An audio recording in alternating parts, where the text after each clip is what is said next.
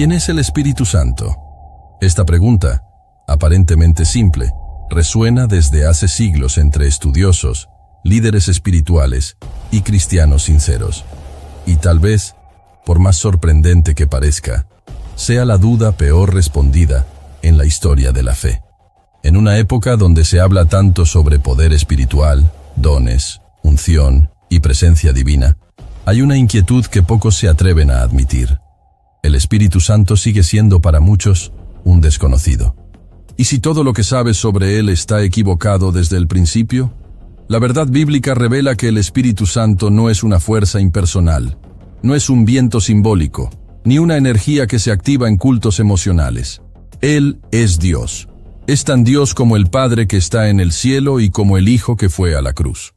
No es una parte menor de la Trinidad, sino la misma esencia de Dios que se mueve, habita, guía y transforma. En Hechos de los Apóstoles, capítulo 5, Pedro no duda en decirle a Ananías que mentir al Espíritu Santo es mentir a Dios, revelando que el Espíritu posee identidad propia, pero inseparable de la divinidad. Desde los primeros versículos de la Escritura, ya encontramos su acción. En el libro de Génesis, capítulo 1, versículo 2, está escrito que el Espíritu de Dios se movía sobre las aguas. Antes incluso de que la luz fuera pronunciada, antes de que la materia fuera formada, el Espíritu ya se movía sobre el caos, estableciendo orden, vida y propósito. Él estaba allí, en el principio de todo, como aquel que ejecuta la voluntad del Padre y manifiesta la palabra del Hijo. Donde hay creación, hay el soplo del Espíritu. Donde hay vida, está su presencia. Sin embargo, a lo largo de los siglos, el Espíritu Santo fue reducido a metáforas y sensaciones.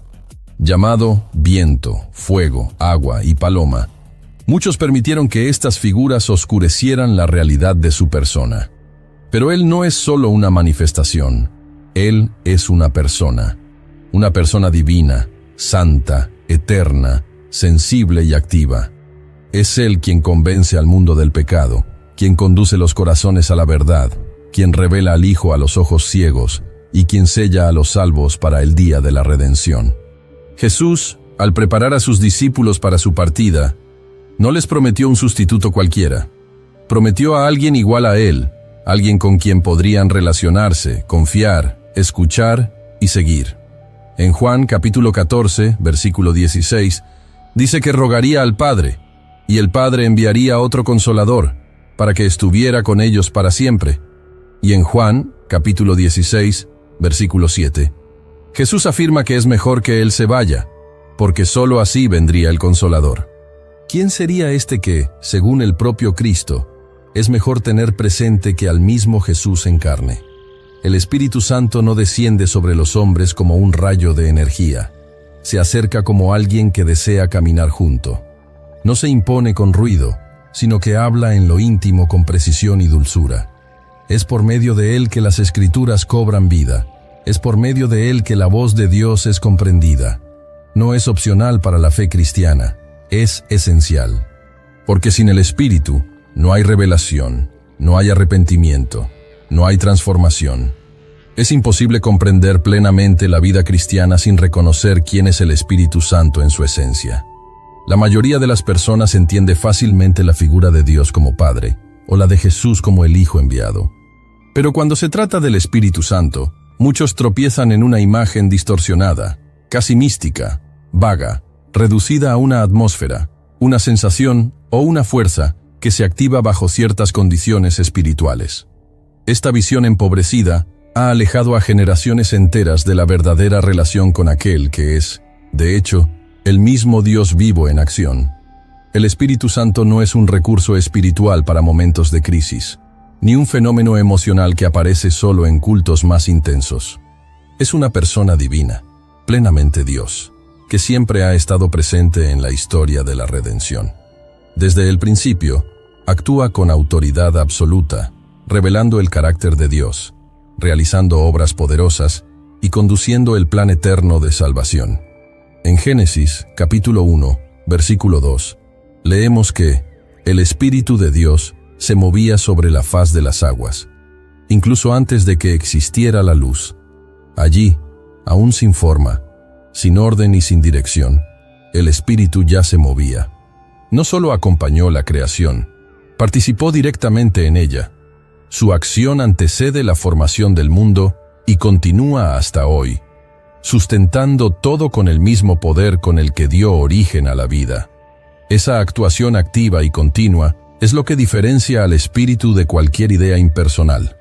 Él actúa con propósito, con intención, con soberanía. No hay nada que haya sido creado o transformado sin la intervención directa del Espíritu Santo. Es mencionado como el soplo de vida, como el dedo de Dios, como el aliento de la nueva creación. El libro de Job, capítulo 33, versículo 4, declara: El Espíritu de Dios me hizo, y el soplo del Todopoderoso me da vida. Esto muestra que no solo el cuerpo humano fue formado por las manos del Creador, sino que la misma existencia fue insuflada por este Espíritu eterno.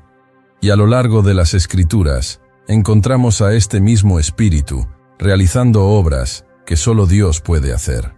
Él resucita a los muertos, como afirma Romanos, capítulo 8, versículo 11.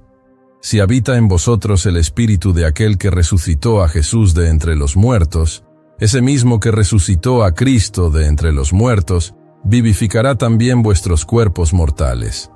No se trata de una metáfora, sino de una realidad espiritual con implicaciones eternas. Solo Dios tiene poder sobre la muerte, y el Espíritu es el agente de esa victoria. Otro ejemplo notable es la declaración de Pedro en Hechos de los Apóstoles, capítulo 5, versículos 3 y 4. Cuando confronta a Ananías sobre la mentira respecto a la venta de una propiedad, le dice: ¿Por qué llenó Satanás tu corazón para que mintieras al Espíritu Santo? No has mentido a los hombres, sino a Dios. La afirmación es directa, inequívoca y devastadora para cualquier argumento que intente reducir al Espíritu a algo inferior. Mentir al Espíritu es mentir a Dios. Y eso solo es posible porque Él es Dios en esencia, y no en función temporal. Es necesario comprender también que el Espíritu Santo no solo realiza obras grandiosas, sino que es la presencia permanente de Dios entre nosotros. En el Antiguo Testamento, el Espíritu se manifestaba de forma puntual sobre reyes, profetas y sacerdotes. Pero tras la ascensión de Cristo, pasó a habitar continuamente en los que creen. Esta es la gran promesa revelada en Juan, capítulo 14, versículo 17, donde Jesús declara que el Espíritu habita con vosotros y estará en vosotros. Esta habitación no es simbólica, es real. El mismo Dios mora en corazones humanos por medio del Espíritu. Y si el Espíritu Santo es Dios, entonces todo lo que Él dice, ordena, revela e inspira tiene autoridad divina. Su voz no es un consejo, es un decreto. Su mover no es una sugerencia, es una manifestación del mismo cielo. La Iglesia necesita urgentemente recuperar esa reverencia, esa conciencia de que estar en la presencia del Espíritu es estar ante el mismo Dios. No se trata de crear un ambiente o de generar una emoción. Es reconocer la majestad de una persona que es al mismo tiempo amor, fuego, poder y santidad. No podemos seguir tratando al Espíritu Santo como un accesorio de la fe. Él no es una parte de Dios, Él es Dios. No es un complemento para hacer el cristianismo más emocionante. Es el mismo centro de la experiencia cristiana. Sin Él, no hay revelación, no hay comunión, no hay transformación. Él es el sello que garantiza nuestra salvación, como está escrito en Efesios, capítulo 1, versículo 13. Habiendo creído en Él, fuisteis sellados con el Espíritu Santo de la promesa. Ese sello no es un sello simbólico. Es la presencia activa y constante de Dios en nosotros. Y eso lo cambia todo. Cambia la forma en que oramos, cómo pensamos, cómo decidimos.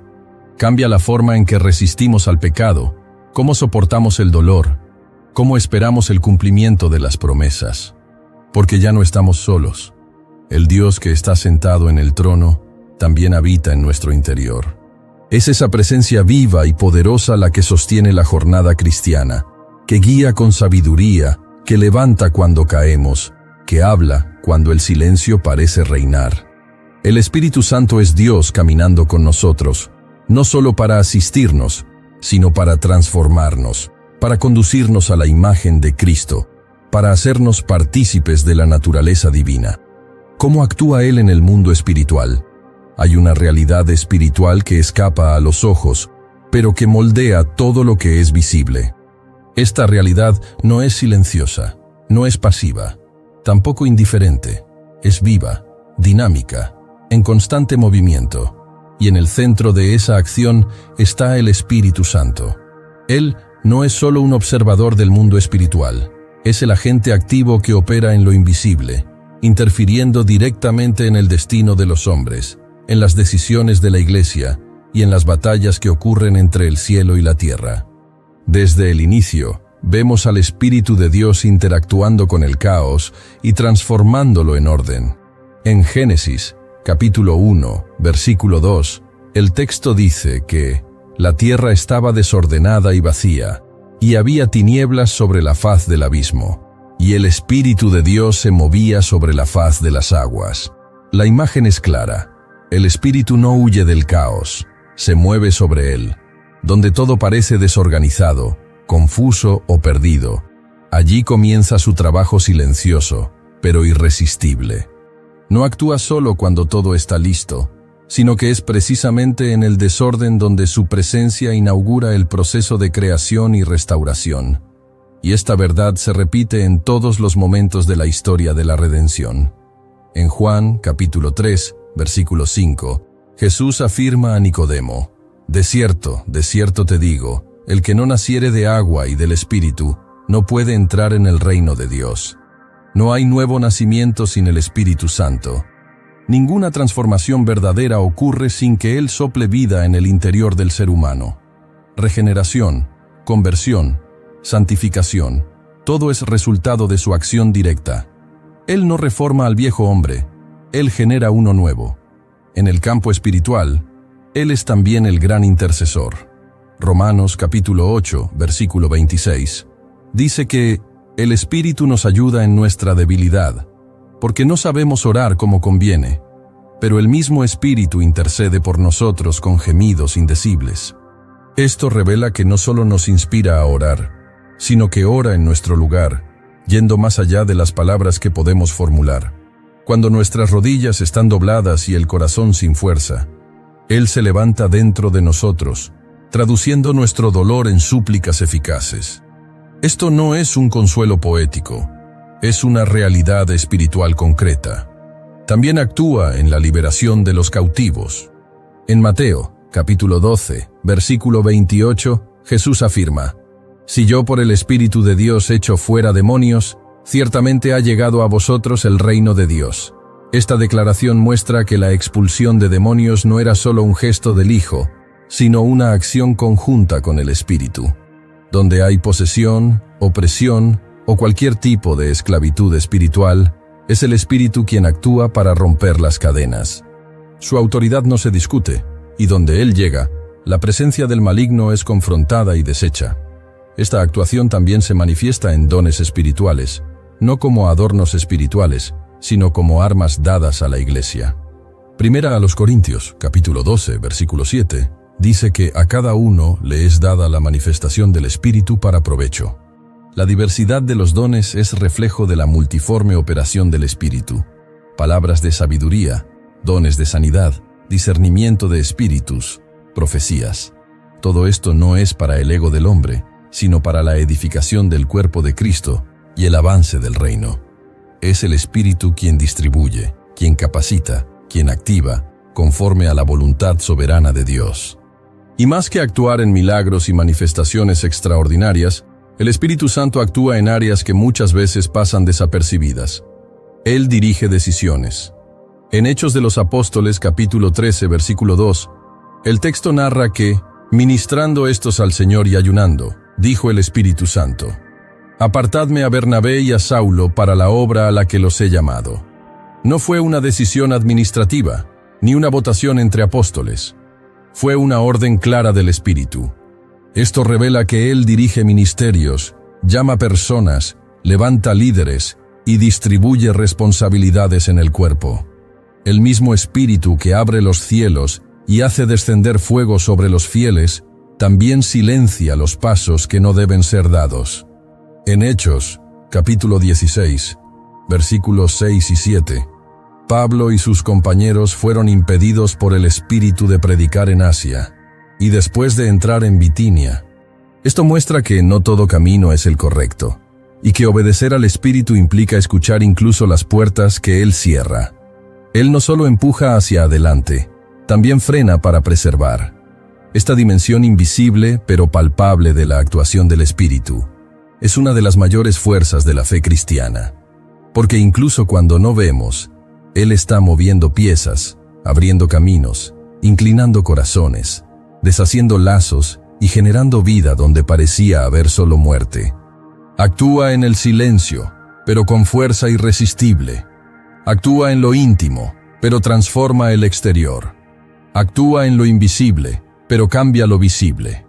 Por eso no se puede seguir a Jesús en plenitud sin reconocer la acción constante y sobrenatural del Espíritu. Él es el viento que sopla donde quiere, como afirmó Jesús en Juan, capítulo 3, versículo 8. No lo controlamos, no lo manipulamos, pero podemos discernirlo y seguirlo. Y cuando lo hacemos, dejamos de caminar basados en nuestros propios esfuerzos, para ser guiados por un poder que sobrepasa toda lógica y toda limitación humana. La mayor mentira moderna, el Espíritu Santo como herramienta. En tiempos donde lo sobrenatural se ha convertido en escenario para espectáculos y plataformas humanas, una mentira sutil pero devastadora ha ganado espacio entre iglesias, ministerios e incluso corazones bien intencionados. Se trata del intento de transformar al Espíritu Santo en una herramienta de poder, como si fuera un recurso que pudiera ser activado, manipulado o usado conforme a la necesidad del hombre. Esta distorsión, aunque envuelta en lenguaje espiritualizado, es una de las ofensas más graves a la santidad de Dios, y la Biblia no guarda silencio ante este error. A lo largo de la historia de la Iglesia, la presencia del Espíritu siempre fue vista como algo sagrado, temido, deseado con reverencia. Pero la banalización moderna generó una nueva teología donde el Espíritu se volvió casi un asistente espiritual. Su nombre comenzó a ser invocado no para rendirse, sino para el espectáculo. Su mover, interpretado como confirmación de ego, estatus e influencia. Los dones espirituales pasaron a ser exhibidos como medallas. La unción se volvió moneda. La búsqueda de la manifestación sustituyó la búsqueda del arrepentimiento. Esta es la inversión del Evangelio. Un ejemplo claro de esto está en Hechos de los Apóstoles, capítulo 8. Simón, el mago, presenció a los apóstoles imponiendo las manos sobre los nuevos convertidos, y estos recibían el Espíritu Santo. Impresionado con el poder visible, ofreció dinero para que le fuera dado el mismo don, diciendo: «Dadme también a mí ese poder». La respuesta de Pedro fue inmediata y contundente: «Tu dinero perezca contigo, porque has pensado que el don de Dios se obtiene con dinero». La reprensión muestra que el Espíritu no está en venta, ni es domesticable. Él es santo, soberano, y jamás puede ser instrumentalizado. Lo que Simón deseaba no era comunión, era control. No quería ser lleno del Espíritu, quería tener dominio sobre el Espíritu. Y eso es exactamente lo que la mentira moderna intenta hacer: poner al Espíritu en una caja manipulable, subordinado a la agenda humana. Pero el Espíritu Santo no responde a la performance, Él responde al quebrantamiento. No se manifiesta por las cámaras, sino por corazones rendidos. Esta mentalidad utilitaria distorsiona no solo la imagen del Espíritu, sino que también destruye la experiencia cristiana genuina. Porque al intentar usar al Espíritu como un medio, el hombre se coloca por encima de él. Y lo que debía ser un viaje de sumisión se convierte en un intento de manipulación. La consecuencia de esto es una espiritualidad vacía, sensacionalista, donde hay ruido, pero no transformación, donde hay movimiento, pero no arrepentimiento, donde hay discursos inflamados, pero ningún fruto del Espíritu. El apóstol Pablo advierte contra esto de forma clara. En 1 Corintios capítulo 12, versículo 11, dice que Uno y el mismo Espíritu realiza todas estas cosas, distribuyéndolas a cada uno en particular como Él quiere. Es decir, el Espíritu es quien decide, da a quien quiere, como quiere, cuando quiere. Y todo se hace conforme a la voluntad soberana de Dios, no por merecimiento humano, ni por esfuerzo carnal. El intento de domesticar al Espíritu es, en su raíz, idolatría. Otro punto crítico de esta distorsión está en el lenguaje. Expresiones como activar al Espíritu, jalar la unción o llamar la presencia cargan muchas veces una idea invertida, como si el ser humano tuviera el poder de iniciar o interrumpir lo que es sagrado. Pero la verdad es que el Espíritu es quien nos atrae, quien nos visita, quien nos convence. Nosotros no controlamos el cielo, respondemos a Él. En Juan, capítulo 15, versículo 26, Jesús declara que el Consolador sería enviado por el Padre, y que es Él quien testifica. No hay margen para la vanidad. Esta distorsión también se refleja en la sustitución de la gloria de Dios por resultados visibles. Cuando una reunión es medida por la intensidad emocional y no por la presencia santa, se corre el riesgo de confundir emoción con unción. El Espíritu no vino para entretener, vino para santificar. No vino para confirmar voluntades, sino para confrontarlas. Donde Él actúa, hay quebrantamiento, hay llanto, hay transformación. No hay espacio para la manipulación cuando el Espíritu está en control. La verdadera manifestación del Espíritu Santo nunca exalta al hombre, siempre exalta a Cristo. En Juan, capítulo 16, versículo 14, Jesús afirmó: Él me glorificará, porque tomará de lo mío y os lo hará saber. El centro del mover del Espíritu es siempre el Hijo. Si el nombre de Jesús no es glorificado, si la cruz no es recordada, si el arrepentimiento no es provocado, entonces no es el Espíritu quien está obrando, por más espectacular que parezca. Esta mentira moderna, que transforma al Espíritu Santo en un instrumento al servicio del hombre, necesita ser denunciada con amor, pero con firmeza, porque aleja a las personas de la verdad, genera frustración espiritual e impide la verdadera acción de Dios. El Espíritu no es activado como si fuera un botón. Él es honrado, buscado, adorado. No responde a la presión, responde a la rendición.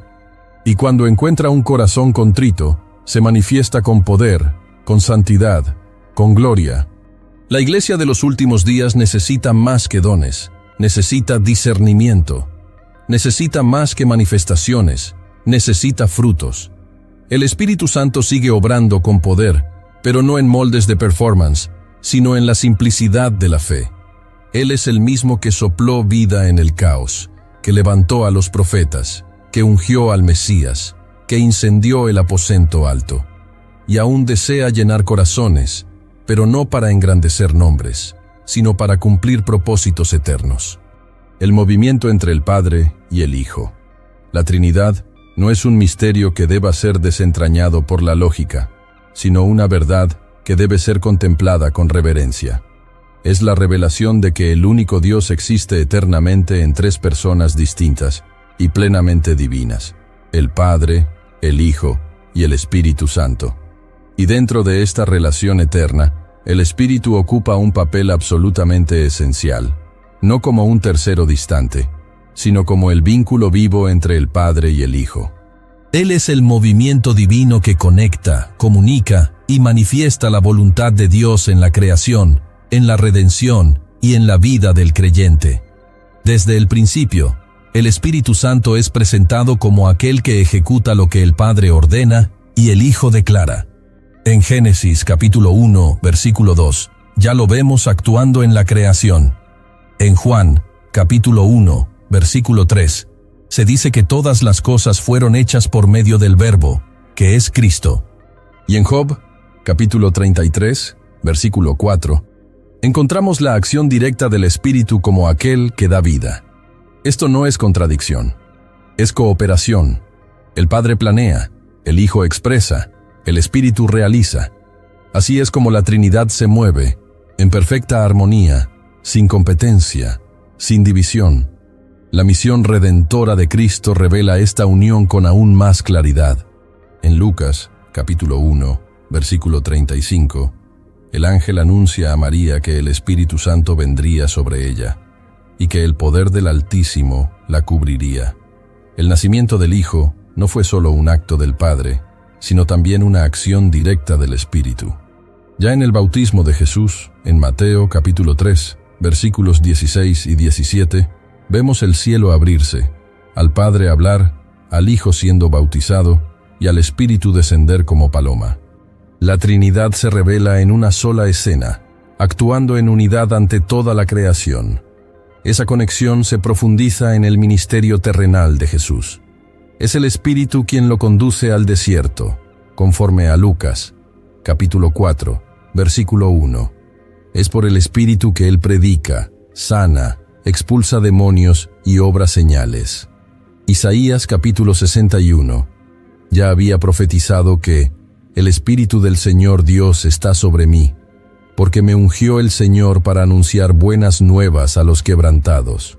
Y el mismo Jesús, al leer ese texto en la sinagoga, declaró: «Hoy se ha cumplido esta escritura en vuestros oídos». Nada de lo que Jesús hizo fue separado de la acción del Espíritu. Todo fue en completa dependencia y comunión. Incluso en la cruz, donde el Hijo entrega su vida, el Espíritu está presente. En Hebreos, capítulo 9, versículo 14, está escrito que Cristo se ofreció a sí mismo sin mancha a Dios por el Espíritu eterno.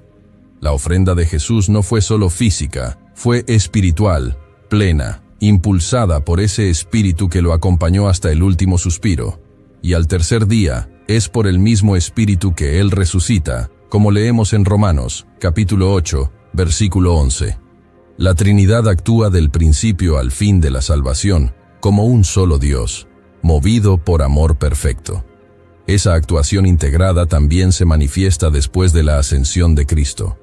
En Juan, capítulo 14, versículo 26, Jesús dice que el Padre enviará al Consolador en su nombre, y en Juan, capítulo 15, versículo 26, Él afirma que enviará al Espíritu de parte del Padre. No hay conflicto en el origen del envío. El Espíritu procede del Padre y del Hijo, como extensión viva del amor entre ambos. No es solo enviado por autoridad, sino en plena comunión con el corazón del Padre y la misión del Hijo. Esta realidad se vuelve aún más profunda cuando comprendemos que el Espíritu no vino solo para representar el cielo, sino para hacerlo presente entre nosotros. No es una fuerza distante que comunica la voluntad divina por códigos enigmáticos. Es la misma presencia de Dios que habita en el interior de los que creen. En Juan, capítulo 16, versículo 13, Jesús afirma: «Pero cuando venga el Espíritu de verdad, Él os guiará a toda la verdad, porque no hablará por su propia cuenta, sino que hablará todo lo que oyere, y os hará saber las cosas que habrán de venir». El Espíritu no actúa de forma aislada, sino como portavoz del cielo. No improvisa, transmite con fidelidad. Esa relación entre Padre, Hijo y Espíritu no es una jerarquía de poder, sino una expresión de unidad perfecta. Es por medio del Espíritu que conocemos el corazón del Padre. Es por el Espíritu que somos conducidos al Hijo. Y es por el Espíritu que vivimos la vida cristiana con propósito. Sin Él, el Evangelio se convierte en letra muerta. Con Él, la palabra cobra vida, los ojos se abren, los corazones se quebrantan y los cielos se manifiestan. La Trinidad no es un concepto abstracto para debates teológicos, sino una realidad que transforma el día a día de la fe.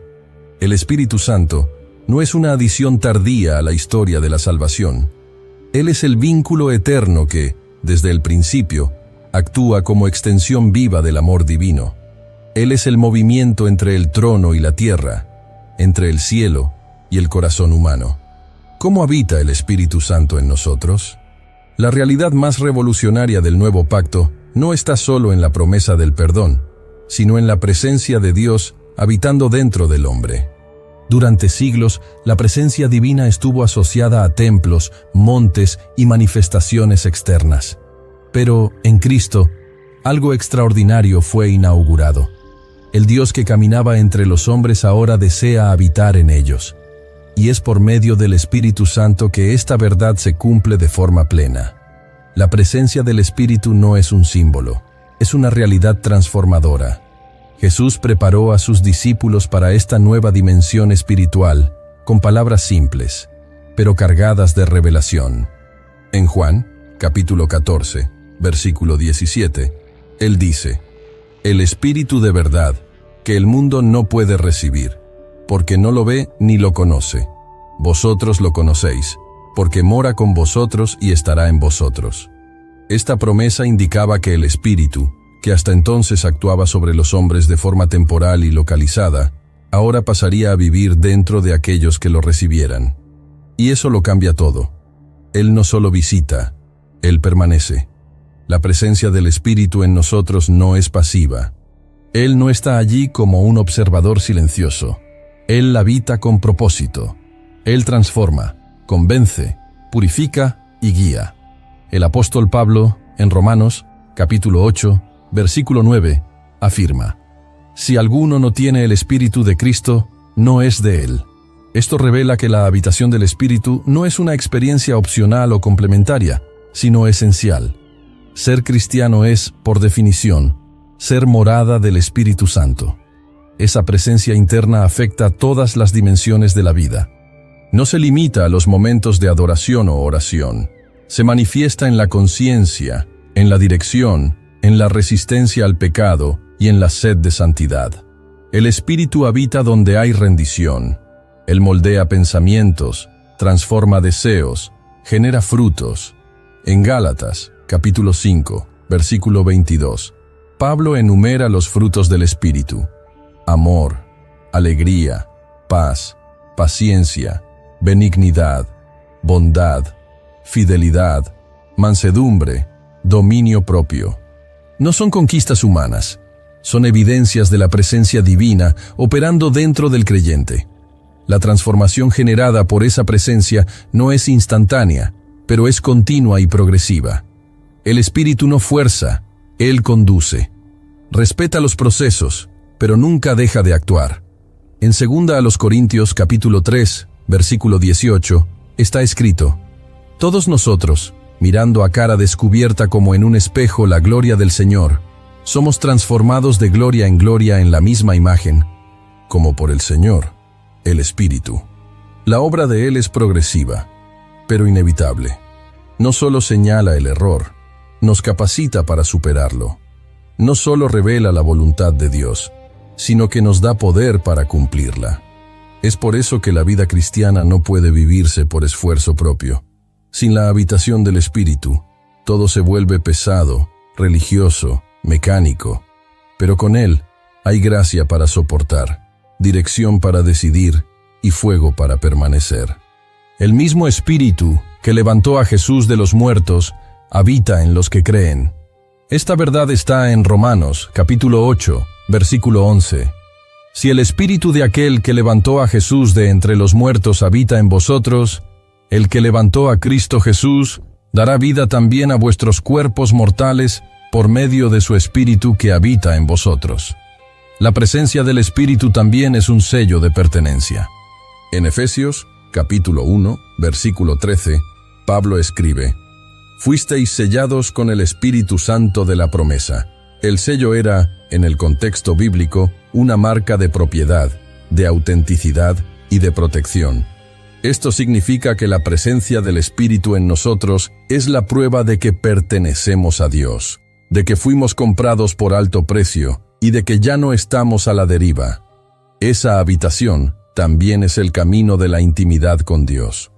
El Espíritu no nos conecta solo con dones o revelaciones, Él nos conecta con el propio corazón del Padre. En Romanos, capítulo 8, versículo 15, está escrito: «Recibisteis el Espíritu de adopción, por el cual clamamos, Abba, Padre». Él no solo nos enseña a orar, Él nos hace hijos, nos introduce en una relación de amor profundo, donde la obediencia no es por miedo, sino por honor, donde el temor de Dios no nos aleja, sino que nos atrae más cerca de Él. El Espíritu Santo habita en nosotros como maestro, consejero, consolador y guía. Nos recuerda lo que Jesús enseñó, como en Juan capítulo 14, versículo 26. Nos enseña todas las cosas. No es una voz distante, habla en lo íntimo. No es un visitante ocasional, es un morador constante. Y donde Él habita, no hay espacio para tinieblas que no sean confrontadas, ni heridas que no sean tocadas. Esa presencia, sin embargo, exige celo. Pablo escribe en 1 Corintios, capítulo 6, versículo 19. ¿Acaso no sabéis que vuestro cuerpo es templo del Espíritu Santo que está en vosotros, el cual tenéis de parte de Dios, y que no sois vuestros? No somos dueños de nosotros mismos. Fuimos comprados, sellados, habitados, y por eso, cada decisión, cada palabra, cada intención debe ser colocada delante de Él. Porque ya no estamos solos, somos templo. La presencia del Espíritu Santo en nosotros no es solo doctrina, es vida, es dirección, es transformación. Él habita no para contemplar, sino para reconstruir, no para observar, sino para conducirnos a la imagen del Hijo. Su habitación es el inicio de una nueva existencia, marcada no por esfuerzo religioso, sino por comunión viva y constante con el mismo Dios. El Espíritu Santo tiene personalidad. Antes de continuar, si este contenido ha bendecido tu vida, dale me gusta, comenta y comparte.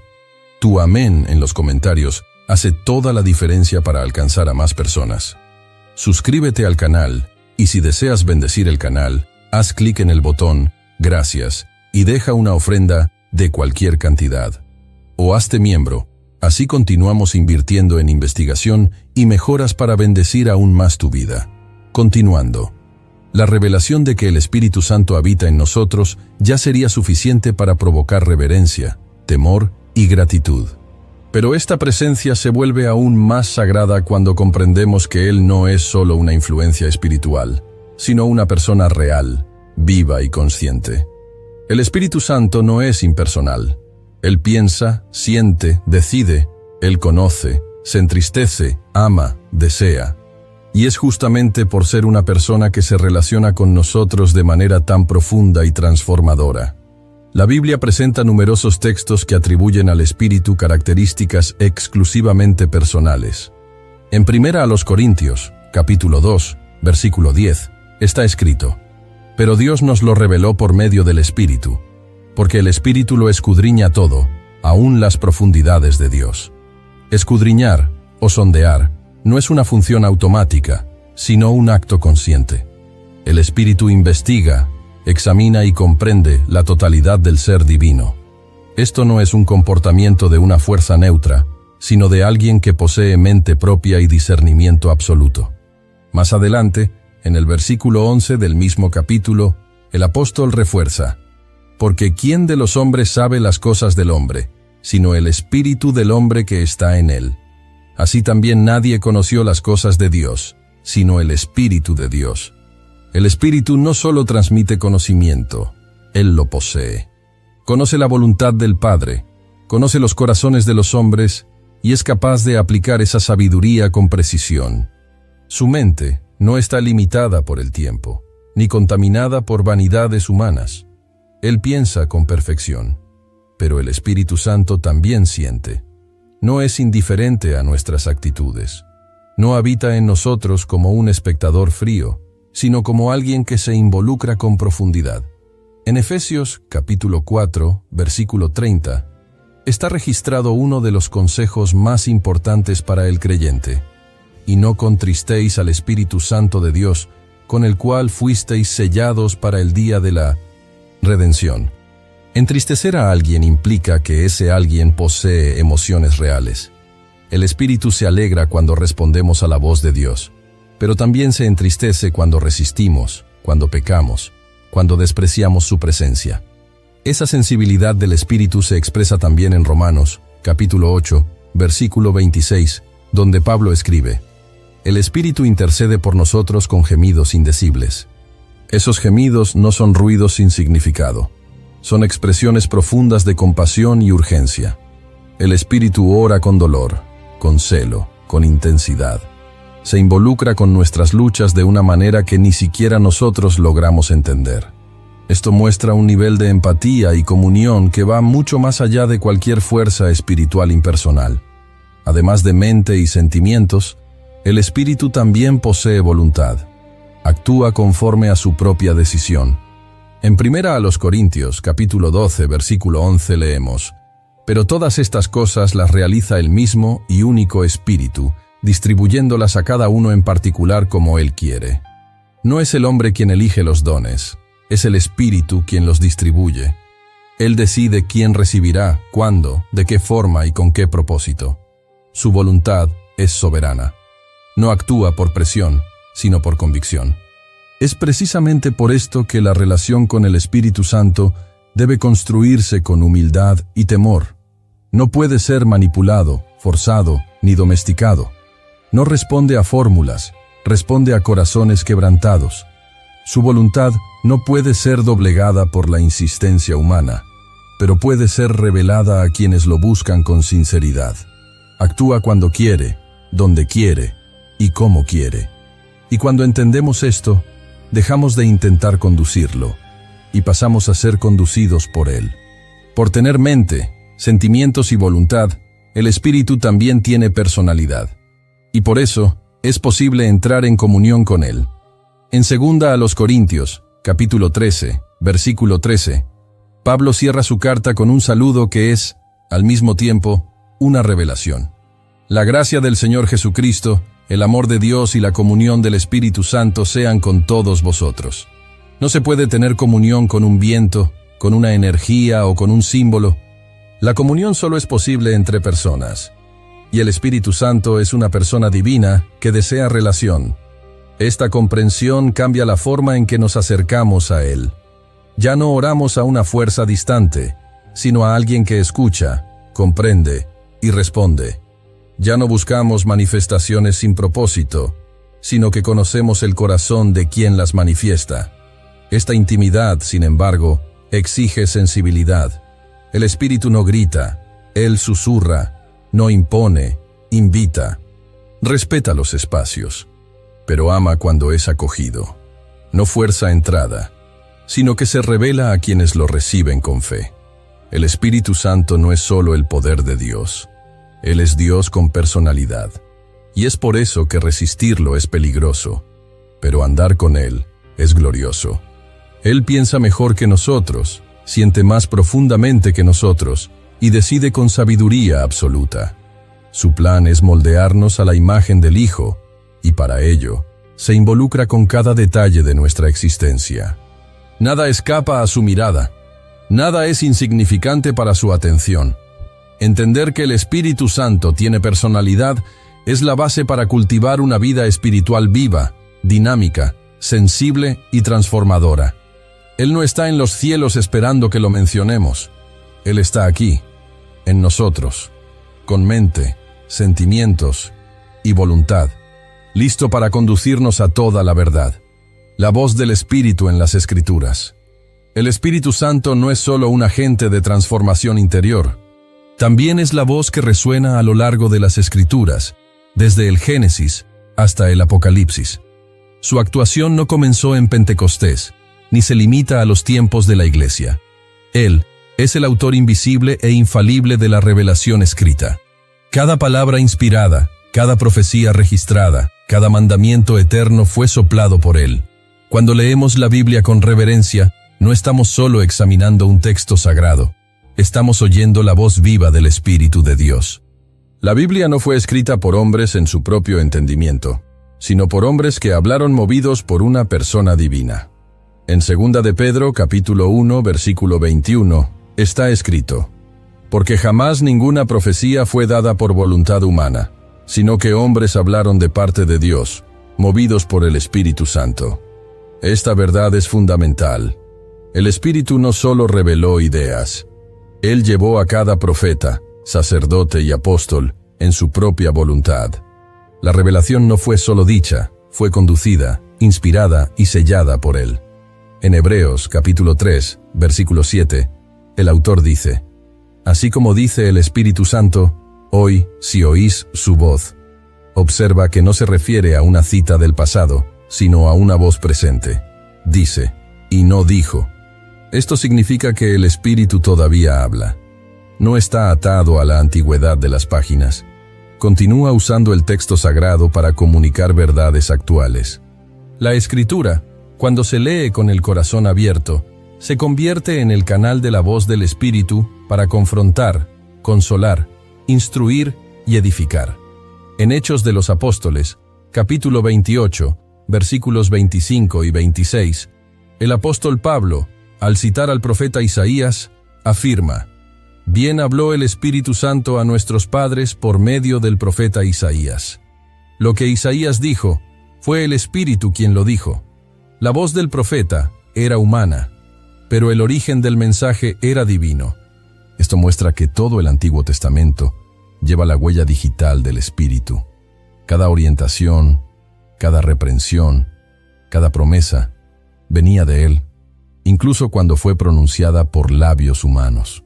El Espíritu Santo es también quien trae iluminación para la correcta comprensión de la palabra. No basta tener acceso al texto, es necesario tener los ojos abiertos para discernirlo. En 1 Corintios, capítulo 2, versículo 12, Pablo escribe: «Y nosotros no hemos recibido el espíritu del mundo, sino el Espíritu que viene de Dios, para que comprendamos lo que Dios nos ha dado gratuitamente». El Espíritu no solo reveló lo que está escrito, también abre el entendimiento para lo que está escrito. Es Él quien nos hace ver lo que los ojos naturales no pueden ver. Por eso, sin el Espíritu, incluso la Biblia puede volverse letra muerta. Puede ser interpretada de forma fría, manipulada, usada como arma en lugar de alimento. Pero cuando el Espíritu está presente, la palabra cobra vida. No solo informa, transforma. No solo enseña, moldea. El Espíritu sopla sobre el texto y lo convierte en espada viva, penetrante, como está escrito en Hebreos, capítulo 4, versículo 12. Porque la palabra de Dios es viva y eficaz, y más cortante que cualquier espada de dos filos. Esta actuación del Espíritu continúa hasta hoy. Aún habla por medio de la Escritura. Aún revela verdades, confirma direcciones y confronta corazones. Pero nunca dice algo que contradiga lo que ya reveló. El Espíritu es el mismo, y su voz no se divide, no se desmiente, no cambia con los tiempos. Su voz permanece firme, santa, inmutable. El mismo Espíritu que habló con Moisés en el desierto, que inspiró a David en los Salmos y que levantó a los profetas para denunciar la idolatría, es el que hoy habla a los corazones humildes ante la palabra. Por eso, leer la Biblia sin la presencia del Espíritu es como intentar escuchar un himno con los oídos tapados. El texto puede incluso ser descifrado, pero la melodía se pierde. Es Él quien da profundidad, quien conecta capítulos, quien revela el corazón detrás de la letra. Cada vez que nos acercamos a las Escrituras con fe y reverencia, nos estamos colocando delante de la voz del mismo Dios. Y esa voz, aunque suave, es irresistible. Jesús, al hablar del Espíritu, afirmó en Juan, capítulo 16, versículo 13: «Pero cuando venga el Espíritu de verdad, Él os guiará a toda la verdad». Esta promesa no se restringe a los discípulos de aquel tiempo. Sigue vigente para todo aquel que desea ser conducido por la verdad divina. Y esa verdad no está suelta en el aire, está registrada en la palabra, viva, eterna y suficiente. El Espíritu Santo no habla fuera de la palabra, habla a través de ella. No revela nuevos fundamentos, ilumina los eternos. No compite con las Escrituras, Él las escribió. Y cuando la Iglesia comprende esto, deja de buscar revelaciones fragmentadas y pasa a alimentarse de la fuente inagotable de la voz de Dios ya revelada. El peligro de ignorar su presencia. La presencia del Espíritu Santo es sagrada, viva y profundamente sensible. Él no habita en el creyente de forma indiferente o mecánica. Le importa, observa, interactúa. Pero esa misma presencia que consuela, guía y fortalece, también puede ser entristecida. Y cuando el espíritu se entristece, algo vital se rompe dentro del alma. La relación se enfría, la voz se vuelve distante, el corazón se endurece. Ignorar su presencia es descuidar al propio Dios. Resistir a su acción es rechazar el único camino posible de verdadera transformación. En Efesios capítulo 4, versículo 30, Pablo advierte con claridad: «Y no contristéis al Espíritu Santo de Dios, con el cual fuisteis sellados para el día de la redención». El verbo contristar lleva un peso emocional.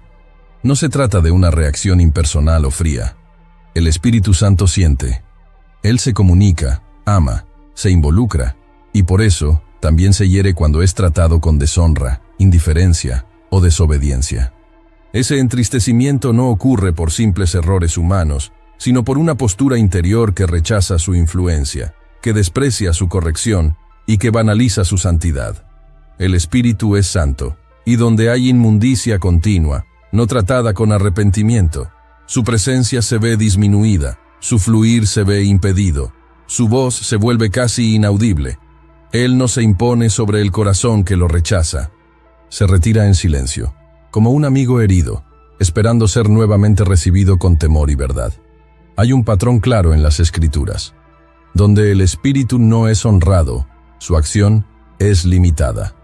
En Hechos de los Apóstoles, capítulo 7, versículo 51, Esteban denuncia a los líderes religiosos diciendo: «Duros de cerviz, incircuncisos de corazón y de oídos. Vosotros resistís siempre al Espíritu Santo, como lo hicieron vuestros padres, así también vosotros». La resistencia al Espíritu es una herencia de quienes confían en su propia religiosidad, pero cierran el corazón a la dirección de Dios. Escuchan la palabra, pero no se rinden. Conocen las Escrituras, pero rechazan la corrección.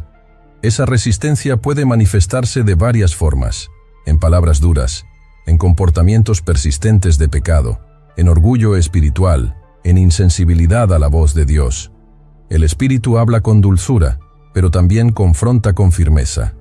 Cuando Él nos advierte y decidimos ignorarlo, entramos en una zona peligrosa, donde el engaño se vuelve tolerable y la verdad parece opaca.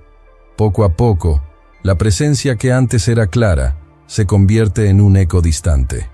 El apóstol Pablo, en Primera a los Tesalonicenses, capítulo 5, versículo 19, va aún más lejos: «No apaguéis al Espíritu». La imagen es la de un fuego que puede ser sofocado. El Espíritu es frecuentemente comparado con fuego en las Escrituras, no solo por su poder purificador, sino por su capacidad de iluminar, de calentar, de consumir lo que es impuro. Apagar ese fuego es el resultado de negligencia espiritual, de una vida sin vigilancia, de un corazón acostumbrado a la presencia, pero que ya no es tocado por ella. Y cuando ese fuego se apaga, las consecuencias no son solo emocionales, son espirituales y profundas. La fe se enfría, la oración se vuelve formal, la adoración se vacía, la obediencia se vuelve pesada. El creyente puede seguir hablando de Dios, pero ya no lo siente.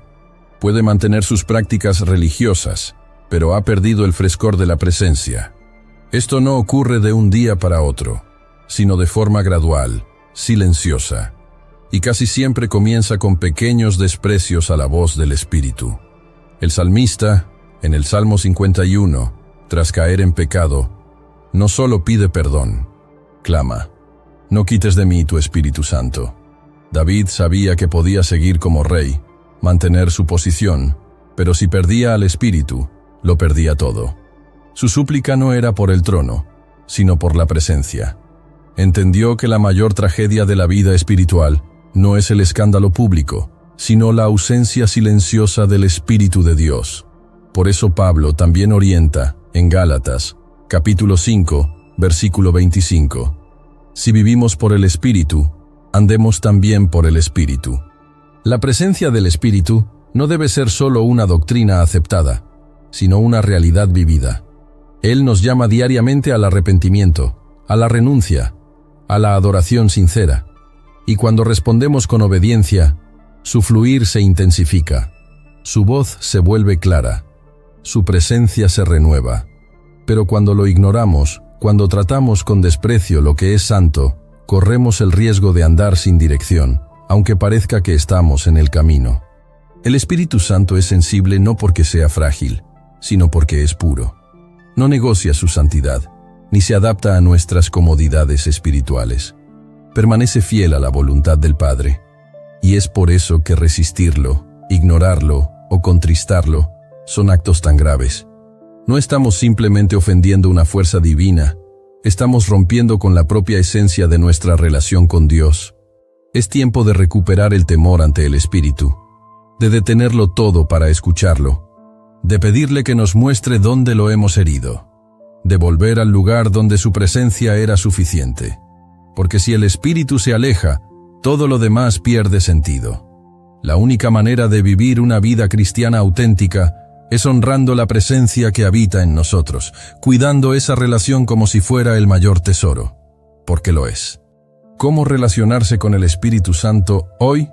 Si el Espíritu Santo es una persona divina, viva, sensible y activa, entonces el cristianismo no puede ser solo un sistema de creencias, sino una relación con Él. Saber que el Espíritu habita en el creyente no es suficiente si esa presencia no es valorada, cultivada, honrada. Y la gran pregunta que surge, ante todo lo que se ha revelado, es ¿cómo relacionarse con el Espíritu Santo de forma real, constante y profunda? La respuesta comienza con la rendición. El Espíritu no se relaciona con el orgullo. Él resiste a los altivos, pero se acerca a los quebrantados. En Isaías capítulo 66, versículo 2, el Señor declara: «Pero a este miraré, al que es humilde y contrito de espíritu, y que tiembla ante mi palabra». El primer paso para una vida guiada por el Espíritu es reconocer nuestra total dependencia de Él. La arrogancia espiritual cierra las puertas de la comunión, pero la humildad atrae el cielo. Relacionarse con el Espíritu exige sensibilidad. Él no compite con el ruido interior. Habla, pero no grita. Conduce, pero no obliga. Es necesario silenciar las distracciones, desacelerar el ritmo del alma, cultivar momentos de escucha.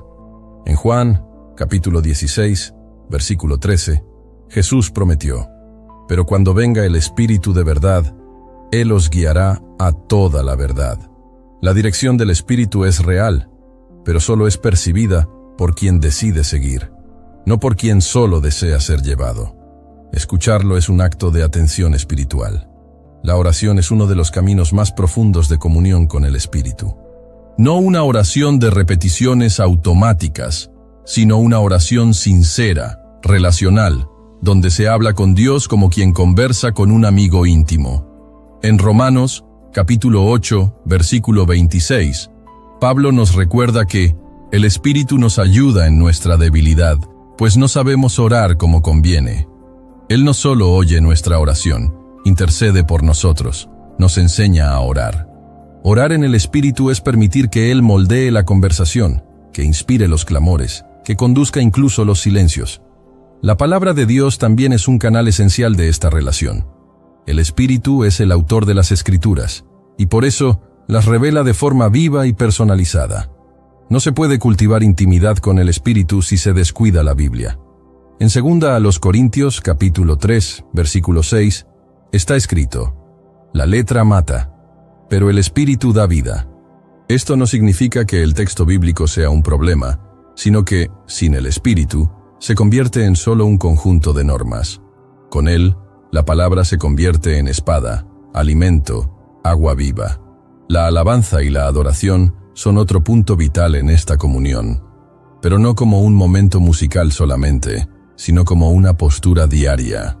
Adorar en espíritu y en verdad, como Jesús enseñó en Juan capítulo 4, versículo 24, es más que cantar, es reconocer el valor del Espíritu, honrar su presencia con la vida, ofrecer cada decisión como un acto de adoración. El Espíritu se manifiesta donde hay reverencia, se mueve donde hay honra. Relacionarse con el Espíritu también es obedecer prontamente.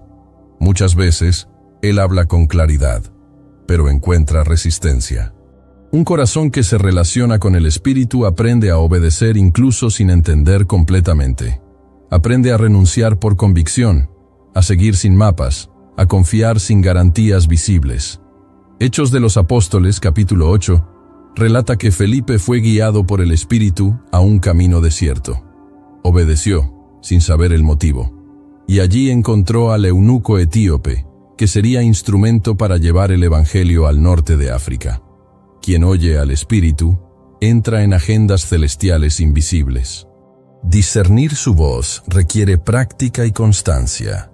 No toda inspiración viene del Espíritu. Por eso, es necesario crecer en madurez espiritual para reconocer lo que viene de Él. En 1 Corintios, capítulo 2, versículo 15, Pablo dice que el que es espiritual juzga todas las cosas. El Espíritu nunca contradice la palabra, nunca promueve el orgullo, nunca estimula el pecado, nunca alimenta la confusión.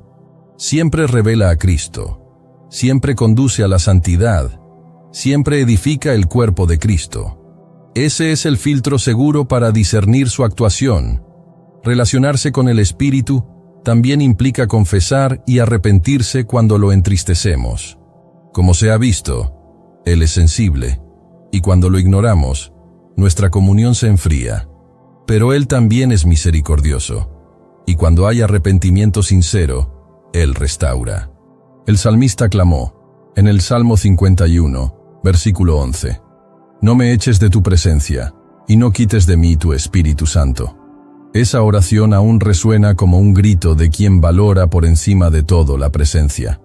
Quien ama al Espíritu no tolera distancia, y cuando siente que algo se ha roto, corre de vuelta. Relacionarse con el Espíritu es vivir disponible para ser usado, moldeado, enviado, transformado. El Espíritu Santo no se mueve solo para nuestro confort, sino para los propósitos eternos del Padre. Él llama, comisiona, envía. En Hechos, capítulo 13, versículo 2, está registrado: «Ministrando estos al Señor y ayunando, dijo el Espíritu Santo, apartadme ahora a Bernabé y a Saulo para la obra a que los he llamado».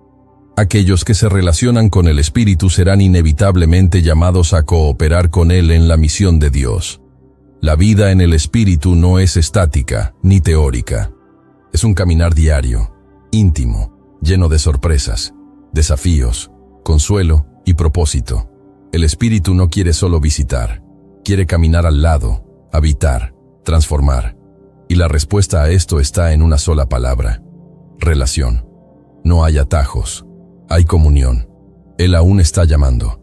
Incluso después de todo lo que ha sido revelado, incluso ante tantos corazones que se han cerrado, el Espíritu Santo sigue susurrando, tocando, moviéndose. Él no se rinde. Su voz, que habló a los profetas, que sostuvo a los apóstoles, que habitó en mártires y reavivó avivamientos, aún resuena en los días de hoy. Y tal vez, en este preciso momento, esté resonando dentro de ti. La presencia que se cernía sobre las aguas del caos primordial, que se movió en los desiertos y en los valles, que visitó el aposento alto e incendió a hombres comunes con valentía sobrenatural, está ahora frente a tu corazón. No como una fuerza impersonal, no como un símbolo distante, sino como el mismo Dios diciendo: yo estoy aquí, siempre estuve aquí. Esa presencia no es religiosa, no se limita a templos ni a rituales. Ella atraviesa paredes, alcanza soledades, invade silencios y transforma, porque el Espíritu Santo no se conforma con observar.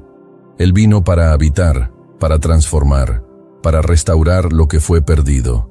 Vino para convencer del pecado, revelar la justicia y anunciar el juicio que vendrá. Pero también vino para consolar, guiar, edificar y generar nueva vida. La voz que llama es la misma que susurró al corazón de Pedro cuando negó, que quebró a Saulo en el camino a Damasco, que reconstruyó a Tomás incluso con sus dudas.